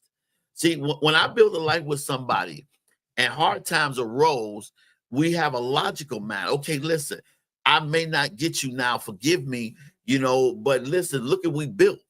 Look at what we're doing. Obviously, we're meant to be together. We're doing something great, but or let's work it out, because people they're less petty through hard work. When you didn't work for something, you tend to appreciate it more. You tend to overlook little small things. But at least I got this or I got that. You tend to appreciate it. It's like, So it's good that you know that, seriously, because you can tell somebody, well, I'm not. I can speak all day, but I'm not the best when it comes to verbal communication. I like to work together and do things together, and have experiences. Yes. That we can draw off of, and that's how you like to develop that meaningful connection with somebody. By doing things, whatever. And it's really good to know who you are, to know what your communication style is. You can talk to people and you can say, "Hey, what do you think about how I communicate?" And I bet you ask them that question, they're going to tell you. They're going to tell you if you're a good communicator or not. They're going to tell you, well, you really have a hard time listening, or you interrupt a lot, or sometimes I talk to you and I feel like you don't quite get it, like you don't understand what I'm saying, or, and that can help you. Take inventory of yourself and ask people and take that feedback and see what you can do to kind of make it better or whatever, because at the end of the day, we all just want to get along. We all want to be happy. We all want peace. And it's like you wonder, how are we struggling, but we all want the same thing? It's because we don't all have the same tools and we're not all coming from the same place. So you have to start to learn to develop the tools of what you need to become a better communicator, and how can you leverage what you're learning to change the dynamics of your relationships. And adaptability. You must have diversified communication skills. Mm-hmm. That is the main thing about communicator as a communicator. Everybody doesn't understand the same way. You have to have diversified communication skills. One of the most amazing things I've ever seen was a lady communicate to her child who doesn't speak or unable to speak. Yeah. And she's able to communicate and have a relationship, whereas that child understands her and she understands the child. Yeah. Whereas somebody else would not do that. Or then it's easier to raise your level up. There are some people with the ability like yourself who can raise the level up. You can be in the top-notch class of business administrators, but then you can also be right there on the ground floor, on the hood, and still do that.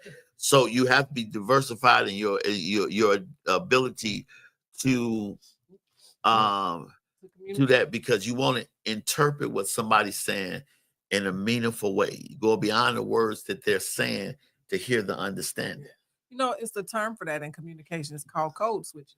Ooh, that's good. That's good. So Go deep.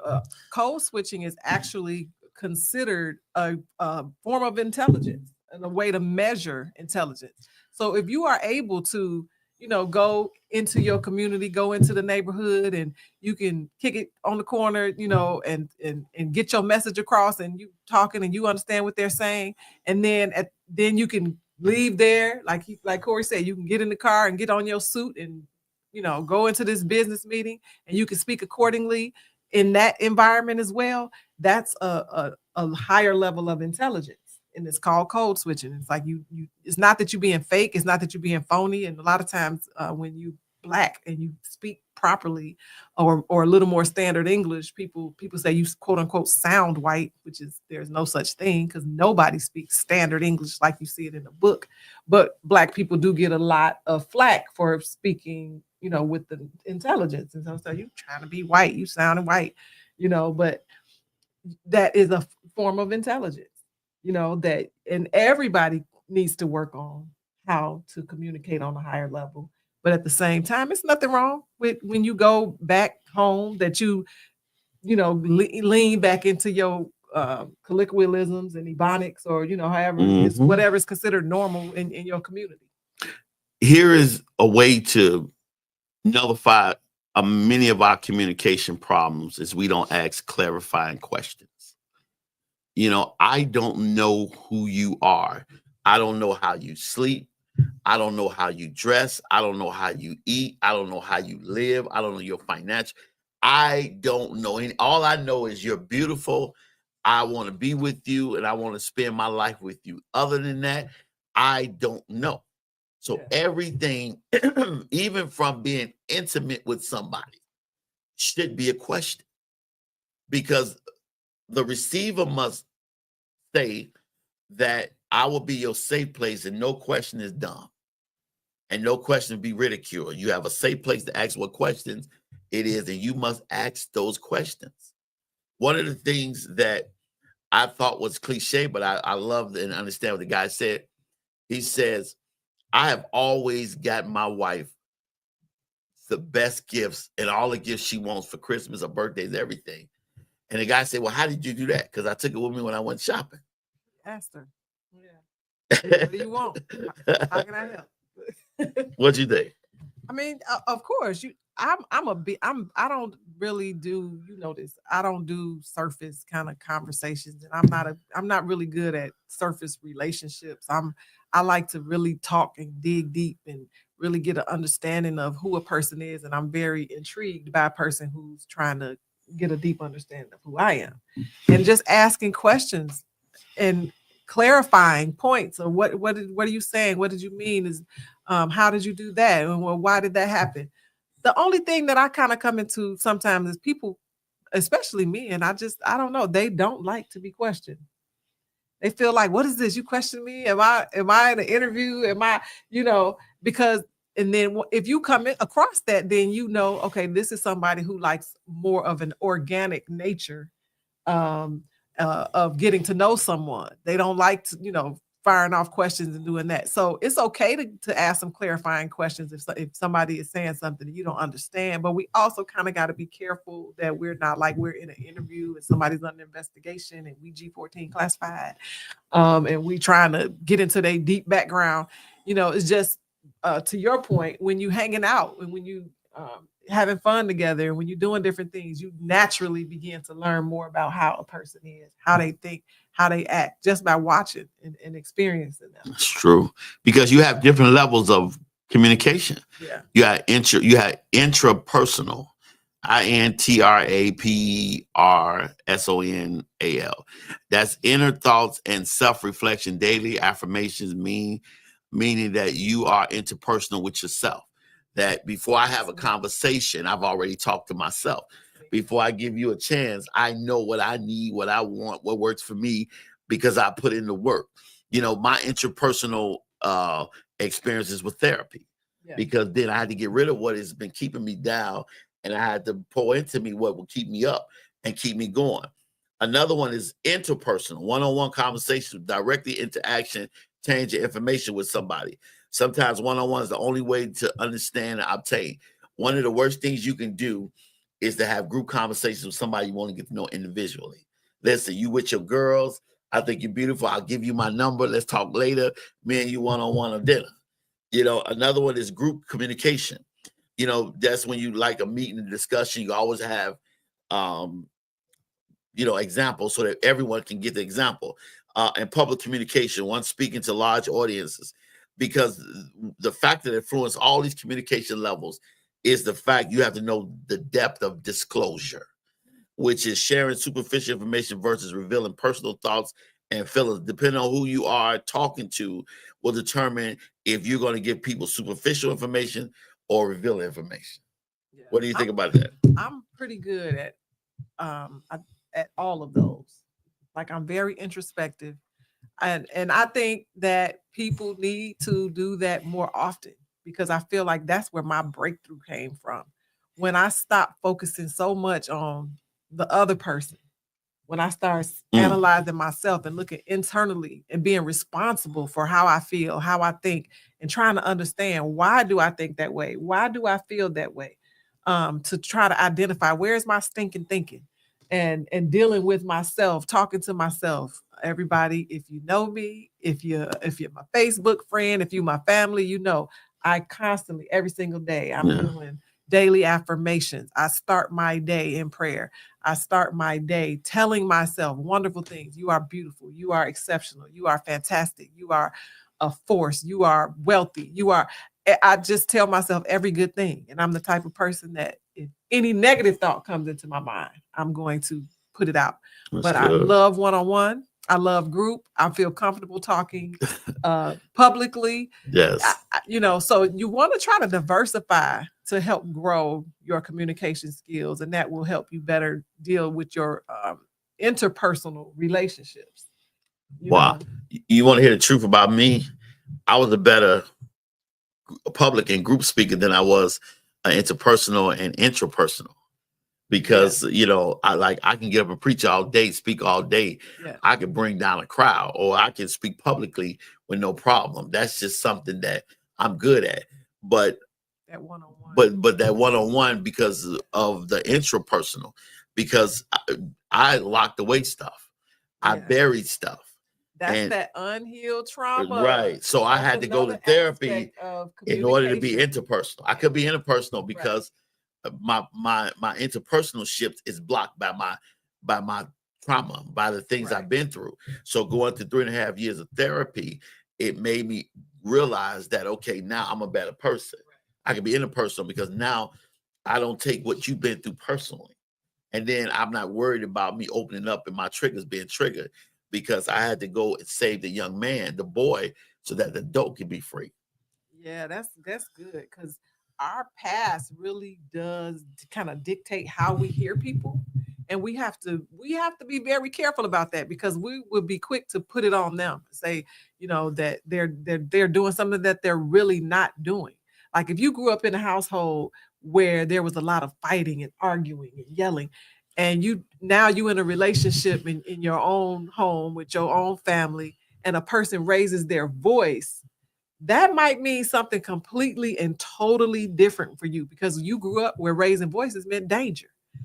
So it's like it will make you shut down completely.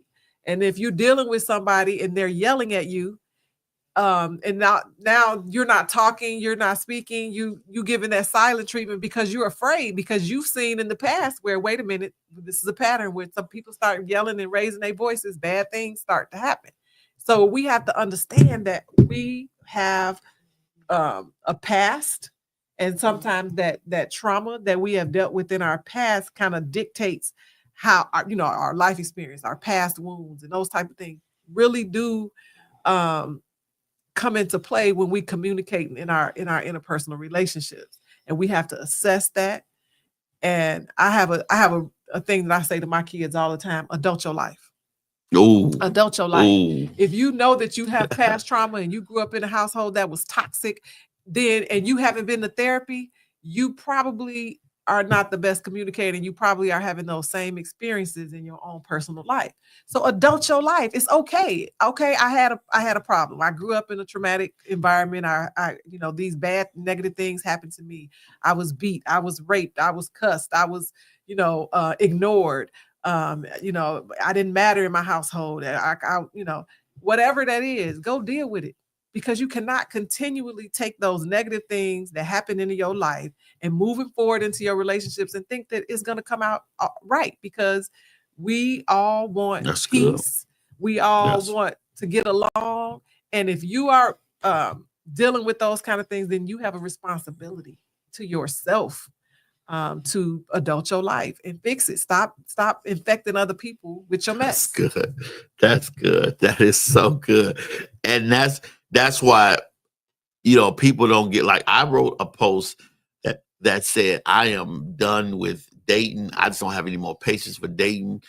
I don't have any more patience for, I just don't. It's like, he made that post and I asked him out on the date. Yeah, like because I asked him out on the date on that same post. That's hilarious. Because I'm like, he turned me down, y'all. So it's like whatever.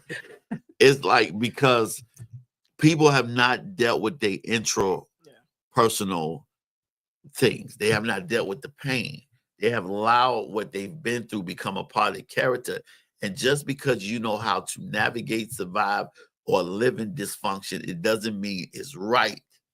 It doesn't mean the things that we face as a nation, as a community is right, because we've learned how to thrive in slavery. We've learned how to thrive through racism. We learn how to still survive even in a government now that is not in for Black folks, that is not in for people. We're still surviving. And so without the right intrapersonal skills, our interpersonal skills are gone, because all we're doing is looking for another fight mate instead of a mate. And then so what happens is you get married and all you did was to get a certificate to date, because if it's not two people working together in God, growing and being better, then it's not a marriage license. It is a legal certificate to date each other, because that's what we got to look at. Because one of the things is that we have to create safe places for people to stop being superficial in the information we receive, and for them to be revealing in their personal thoughts. One of the things that I have not been able to do and lately in dating is being able to be interpersonal with somebody about what's in me, because they have not been intrapersonal with themselves. And so I have to give them super information to keep their life and their thoughts and their situations in the forefront, because they don't have room for me to receive what I need to go through. And that in and of itself can be a trigger for you. Yes. Because if that's stuff that you had to deal with in the past, and then now this is, happening now, that can be a trigger, and we have to learn how to recognize what those things are and communicate those. Like, it's okay to lay your cards on the table. It's okay to let people know what you've been through and say, you know what, when I'm, ignored, it makes me feel like, unloved, and or like I don't matter or whatever. So can you make sure you try to answer your phone, when I call, or if I text you, could you, even if you don't have time, can you just text me back K, or got it or something, so I know you got it, because when I feel ignored, it starts to make me feel discontent or whatever. You communicate those things. It's okay that you have a past. It's okay that you have trauma, and there's a way to show up emotionally intelligently. Come on. Even with your past and your trauma and your triggers and the things that just made you who you are. You could communicate those in a safe way. That's right. And hopefully you are with someone who you can feel safe with to share. Because you have to look at the level of trust. The level of trust between individual influence, how open and vulnerable they can be. I cannot be vulnerable or put myself in any place of vulnerability if someone if I'm with somebody I don't trust, because they have no space for me to be vulnerable. How can I trust to love somebody that gives me no place to be vulnerable? Yeah. How can you understand what it is? It's in my heart if I can't be vulnerable. Yeah. Most people don't want the job. They want the donation. Yeah. Give me the money. I don't want the job. Listen, I'll stand in front of the store and ask for money, but I won't go in there and work in the store to get money.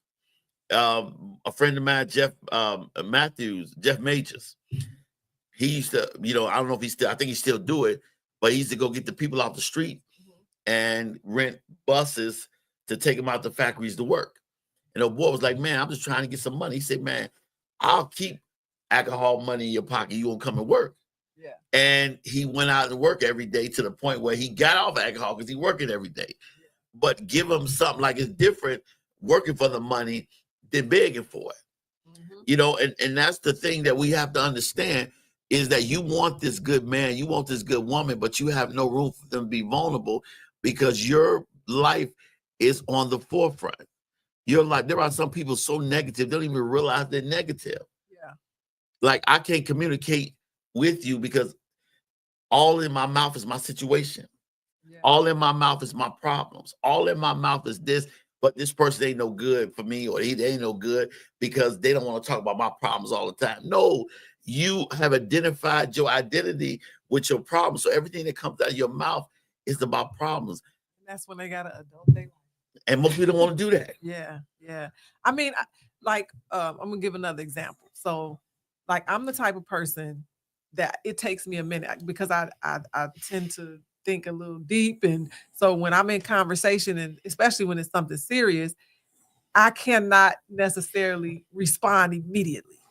And so we're in this conversation, and I might just look like I'm just looking and like I'm ignoring, but I'm not. It takes me time to process what you're saying, and I'm trying to think through so I can say something constructive or not anything destructive. And so I just need to take a few minutes to respond. So I have to make sure a person knows, hey, listen, I'm not ignoring you. It just takes me a minute to process what you're saying. Can you give me just a few, minutes to kind of just think about it and respond? And we'll notice that too a lot of times with our kids. We'll ask them something and they will be sitting there and they're looking and they thinking about it, but you will say, well, didn't you hear what I said to you?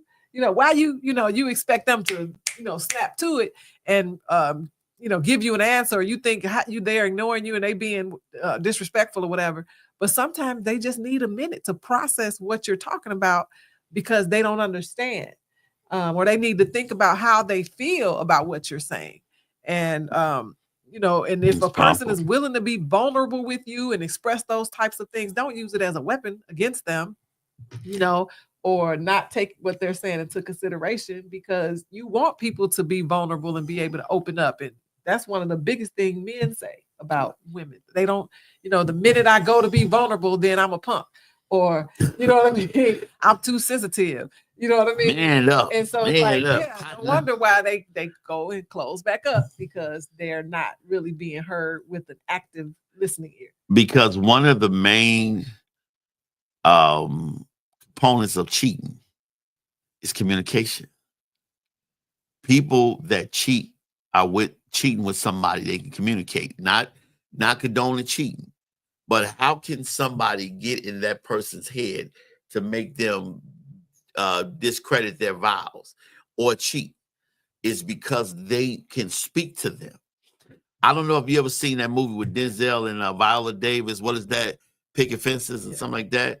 And he said, she listens to me. She make me feel like you don't feel. But then the lady has a reminder, I've been standing in the same place for 17 years. Well, she said, I've been standing with you. But a lot of times people don't communicate. And one of the biggest things in communication is the feedback part. Yeah. Let me know before I start talking to you. Do you just want me to be your yes person and listen, or do you want my feedback? Because sometimes you want to vent. You can vent. I'll listen, and I won't give you no feedback. But if you don't say you vent and you gonna ask me for my feedback, I'm going to give it to you. Yeah. And so a lot of times when we look at people, we're mad at people for giving us feedback when all we wanted them to do is listen. Just this last week, I was talking to a friend who was in a situation with his spouse where he cheated. Ooh. And he was talking about it, and he was saying just that. He said, she listened to me. And he was saying, she knows things about me my wife doesn't know. And he said, it is not because I was just so much more willing to be open to her, but my wife never asked. Oh. Like he didn't feel she was even concerned about knowing how he was feeling or what was going on with him. And again, not advocating for cheating or even saying that there's an excuse or a reason to do it. I'm just saying that communication is very critical in a relationship, that it goes both ways. It can't always be about one person. It's give a little, get a little, and you have to, show some interest in your mate. and be willing to just listen. And again, try reflective listening. So this is an assignment this week. Everybody talking to somebody, pick a person. And when they talk to you, you just reflect, just take in what they say, and then just say, you know what? It sounds like you're feeling this way, or sounds like what I'm hearing that you're thinking this, and just see if that one little thing about reflective listening makes a difference in your communication with that particular person. Maybe do it for 2 weeks and just see. I guarantee you it'll help. My advice for the week and for now on is to make sure that person has collateral with their words. Make sure if they're telling you something, they're going to work with you. Because one of the things that I realize is that one day soon, very soon, there are a lot of ladies that's going to wish they would have given me an opportunity. And I'm not saying that like I'm all that. I'm saying that because... Why can't you be all that? Well, I am all that. Like you all that. You better and the reason why that is so is because they never took the time to communicate with me the way I understand. You know what I mean? They never took the time to build something with me the way I understand. It's like, because again, I have, when I look at the emotionalism diagnosis from Dr. Thomas, that came from years of an emotional issues with no substance. That came with like I would get with somebody, build something, they would take it from me in the split and then make me out to be a bad guy. That was the thing. Why? Because I can use your negativity against you, use your emotions against you. Now, even though I'm taking advantage of you, you're in your emotions, so you react emotionally. But when I learned use that against you. Yeah, use that against you. That's a cycle. But when you learn that, okay, this is the way I communicate, because my therapist always tell me, what was torn down that you both built together? I can never answer that question. Every relationship you have, what was torn down that you built together? Or if you built something, what did your spouse tear down? Because in order for you to get a divorce, something had to be torn down. Yeah. Something had to be, like, you have one person may be a great business mind and doing great things, while the other person, because I have learned this to be true, is that in communication, some people don't communicate with their spouse their abilities. And what happens is their spouse will turn them on and they'll turn around and be better than them, greater than them, and do more. And now that spouse is jealous and want to tear them down because they don't have the communication of abilities. Let me talk about what you actually can do. Let me put you on a basketball court and let me play you one-on-one and see exactly what you can do to do it. Because like I told you about my friend who his wife took over the business. When they asked me, what do you think? I say, wait a minute. She's smarter than both of us put together. Let her run it. You, matter of fact, you sit down. Now they worth over $1 million in sales from $150,000 that he was doing because she was just that much smarter. But he had that conversation with her. So look, it's one more thing I want to talk about. Come on. And we getting down on the time, man. It's 2 hours. It's flying by. Fly by. We're might need 3 in a minute. So Dr. Franklin, we're gonna need 3 soon. I want to talk about awareness of the negative communication. So there are certain patterns that lead to these relationships breaking down. And so I don't have all the answers, but I want to suggest that if you see this pattern in your relationship, this is actually very, very detrimental. It's 4 things. So it's a psychologist named Dr. John Gottman, and he identified 4 key communication patterns that predict to a high degree relationship dissatisfaction and divorce. To a high degree. If these 4 things, seriously, if this is in your relationship, you want to get these things out of your relationship, you want to fix these 4 communication breakdowns. And 1 is criticism, attacking your partner's character rather than their behavior. Okay. So if you are saying you stupid, you dumb, and you this and that, and you whatever, you ugly, whatever the case is, instead of saying, something about the behavior that they're actually doing. So be careful not to focus on their character. Do not attack a person's character, because once you get into criticism, you are on your way to divorce. The other one is defensiveness.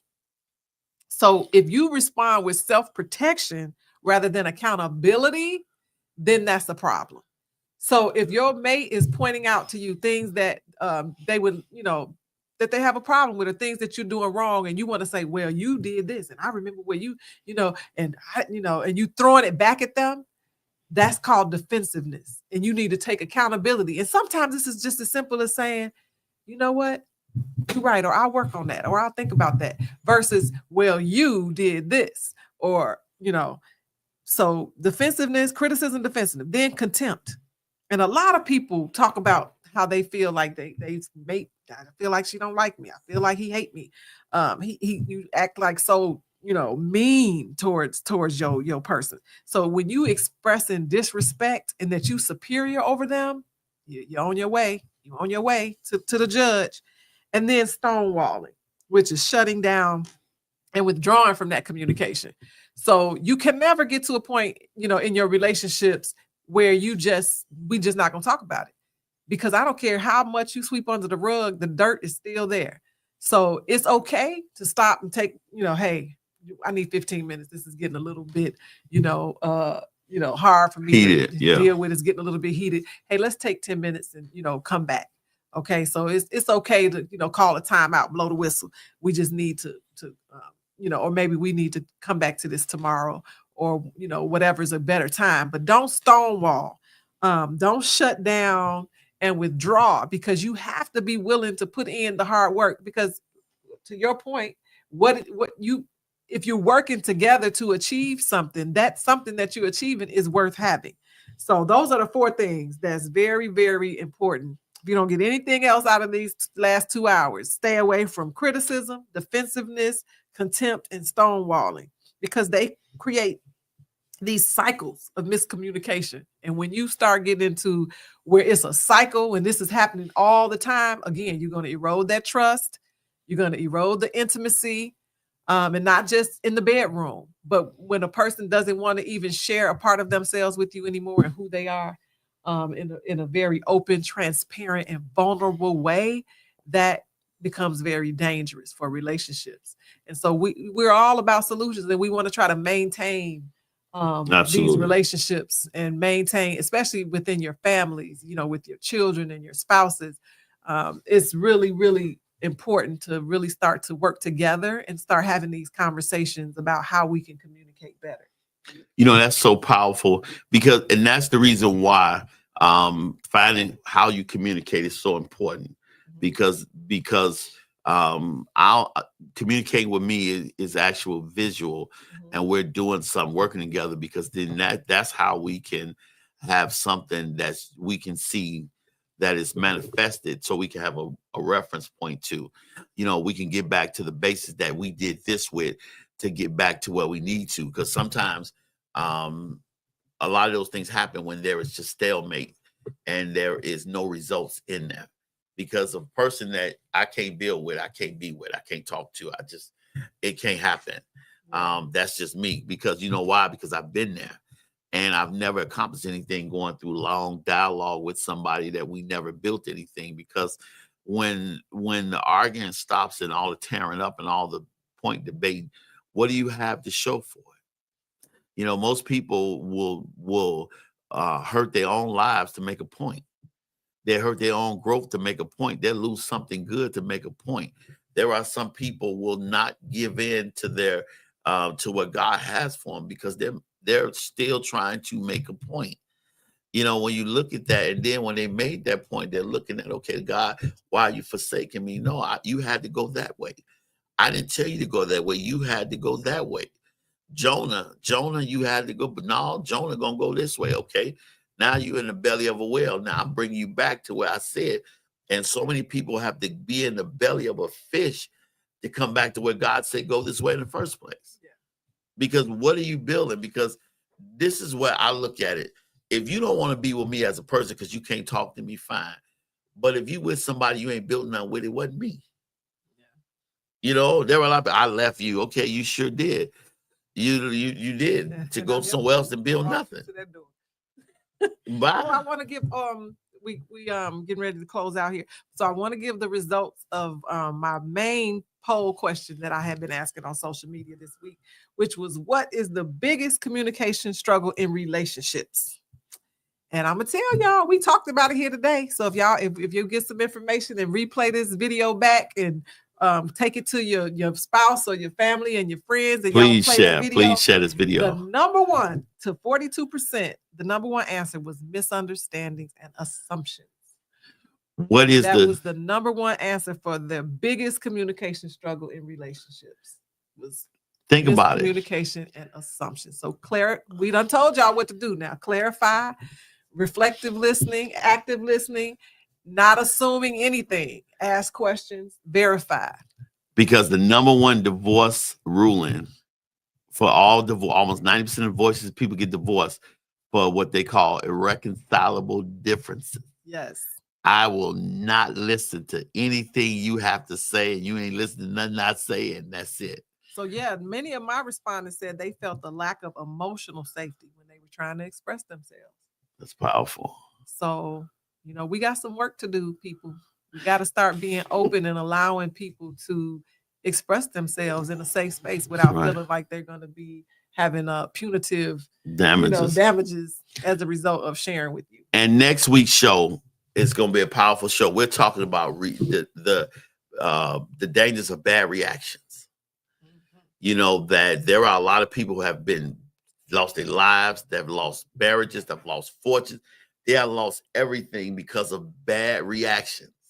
They lost it for that split second, and by the time they came to their senses, they have thrown away their lives. And because it takes you a few seconds to pull that trigger, but a lifetime to get out of it. There are people who have had kids with parents, with another parent that you fight your whole life, but that few seconds of pleasure caused you a whole lifetime of drama and fighting. That or I went down here and I lost all this, and and this show is dedicated to a friend of mine who used to always fight with his girl and the mother of his kids. She always fight with her, and her cousin got out of jail. He ain't been out of jail long, maybe a week, and he doesn't know what's going on with them. I take him home. Long story short, he go back over there. The cousin kills him. Now her 4 kids don't have a dad. He's gone. And the guy that just got out of jail, he spent 15 years. Now he in jail for the rest of his life.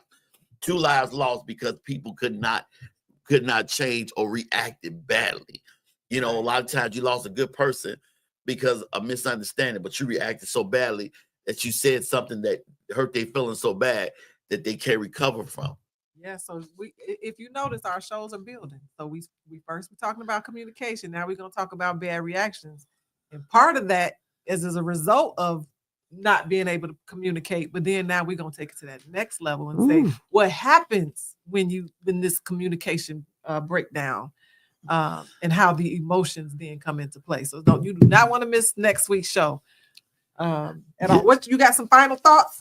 My final thoughts is that stop losing good people, good people, good God-sent people because you can't communicate with them. Take the time to ask clarifying questions and get to know somebody, because some people just don't understand what you're saying. And just as they got responsibility to understand, you have a responsibility to present it in a manner they can understand, because some people are irreplaceable. And sometimes you're not going to find better, because you would hate to understand a person when they're in their glory. You should understand them on their journey, so that when they get to the glory with you, opposed to not in their glory. Now you okay, I get what you were saying. Well, it's too late now. I'm not there anymore. So my thing is that learn how a person receives information and break your conversation down to their level of understanding, opposed to assuming they understand. Very good. That's very good. So my final thoughts about today's show is that your words matter, but your intentions matter more. So when in doubt, let's assume good intent instead of reacting, which we're going to talk more about next week, pause and ask yourself, did they really mean to hurt me? Or is this just a misunderstanding? Because 90% of arguments could be avoided if we just clarified before we reacted. Ooh, that's good, y'all. So, hey, listen, you guys, tune in next week. Thank everybody, like, love, and share. Remember, be your own rescue. Nobody's coming to save you. If it's got to be done, you do it.